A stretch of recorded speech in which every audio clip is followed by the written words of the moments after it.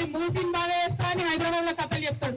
ఇక్కడ నేను మీద మూసి ఏడిపోయేటప్పుడు ఇక్కడ కంపెనీలు పెడతా అంటాడు. మరి కంపెనీలు పెడతావు సరే, కొని మా పొరాళ్ళకు ఉద్యోగాలు ఇస్తారా? ఎక్కడ కూడా ఇయ్యలే.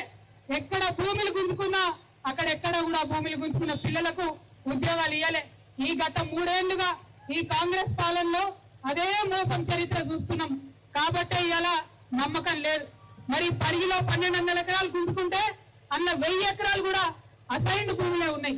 మిగతా 200 పట్టా భూములు ఉన్నాయి. ఆ మిగతా 200 కూడా మొత్తం చిన్న సన్న రైతులే ఉన్నారు.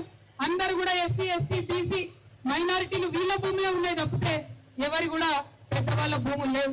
ఎందుకు ఈ మాట అంటున్నామంటే తక్కువ భూములు ఉన్నాయి చిన్నోళ్ళ దగ్గర, ఉన్న ఆ భూమి కూడా గుంజుకున్నారు. ఏం చెప్పింది ముఖ్యమంత్రి?